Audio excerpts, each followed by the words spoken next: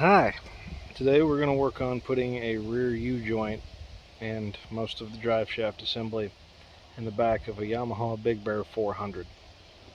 I have here the rearmost section of the drive shaft, and hopefully in the boxes in the shop I have the rest of it. These are pretty tight. I'm going to switch. See, I pulled the fasteners right there. Pulled that off. Zoom out now. You can see stuck out underneath the frame there, and they've broken that rearmost U-joint back there. It's hard to see, but this actually was to slide up in there, and the rest of that goes together. So we'll see what we've got left for parts, see what we can do to maybe just fix the rear. I don't know. First thing I'm going to do is have a look right there. I'm sorry I'm having to freehand some of this stuff, guys. There is no good way to get a tripod in there. So this feels halfway decent. Wiggle it back and forth. Nothing. And what do we got? Let's see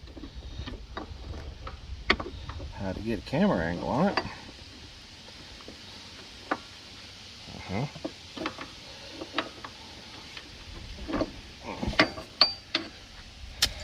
see if we can get grease on the phone here. I'm so sorry, this is crappy. Alright, see how the entrance to that's all beat to hell? I'm not going to be able to slide that drive shaft into there, so this is going to have to be replaced. I'm pretty sure I have that part. We will just look at doing that. This is tight. There's not really a good way that I know of to do it, because this is actually held on here, this frontmost yoke, with a nut. So you actually have to disassemble this where it is, and they just did not make that easy to do. So my best angle, I think, is to take the air hammer through that space right there and try and drive down on it.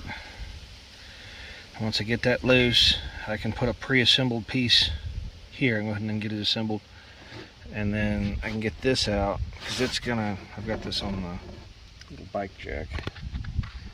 I'll have a better angle at it. I can get these, there's some circlips that go right in the top that hold it in on this side. Look like that.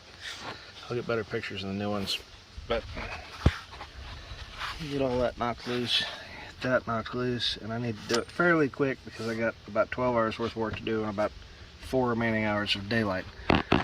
So yeah, let's do some parts. Alright, here's the new slip joint, the old drive shaft, and the new yoke if we need it. So the first thing we're going to do is get the clips. I got one off, but we got to get in there and get those clips out. And I'm sorry, I would get you better camera angles, but nobody wants to see the back of my wrist. So if some of this doesn't turn out good, if you can't see what's going on, I'll just delete it and we'll go from there, because I'm having trouble in this here. Okay, that did nothing.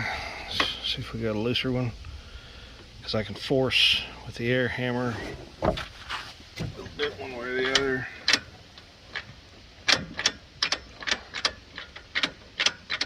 This machine's in 4-wheel drive because the front drive shaft works, so it's the only way to ride it, essentially. My shop, Hillside Repair, is on the side of a hill, as you might have guessed.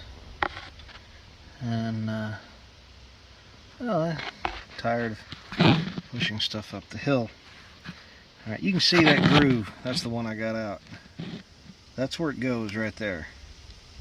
I think that's the one I got out. Anyways, that little groove is where them clips go. So I'm going to work on those. There will be 6 of them in this application because that one's broke. There would be 8, but the one back there is missing a set. So I'm going to work on them real quick. There's no use showing that because it's going to take both hands and it's bad enough shaking as it is. Okay, in an effort to get you a better view of what we're dealing with here, here's what's left.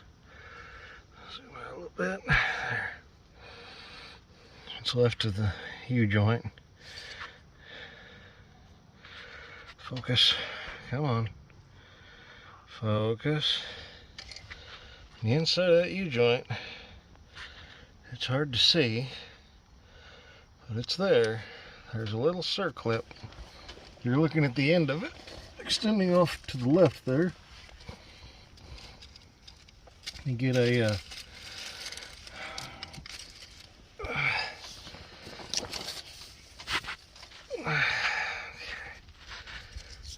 I can't see nothing.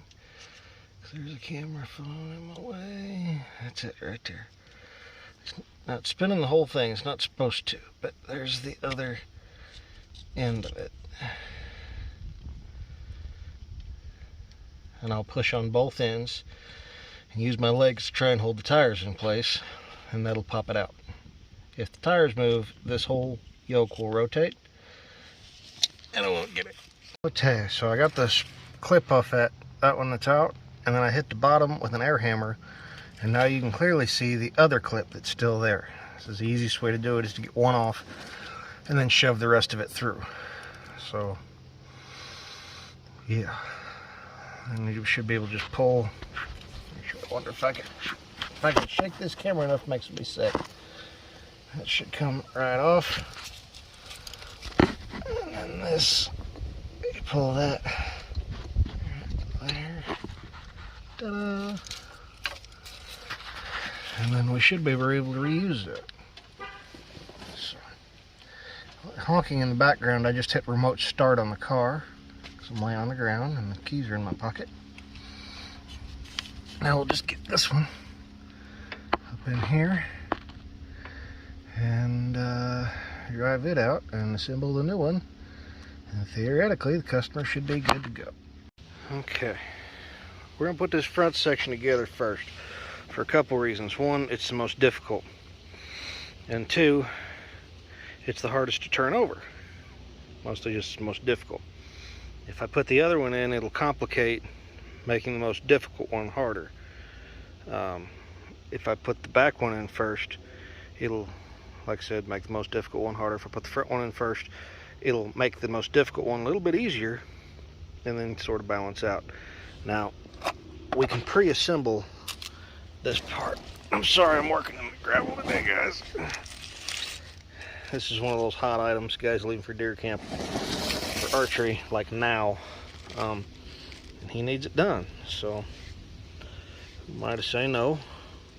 Very carefully when you pull these off, make sure these rubber dust caps stay on, and then if you look down in there, there's needle bearings. You drop those on concrete or something, you'll be picking them up. And worse, if when you're putting them together, one of those needle bearings will cross, especially on automotive stuff. It'll fall down in the bottom and get to where you can't put it together. So that's fun.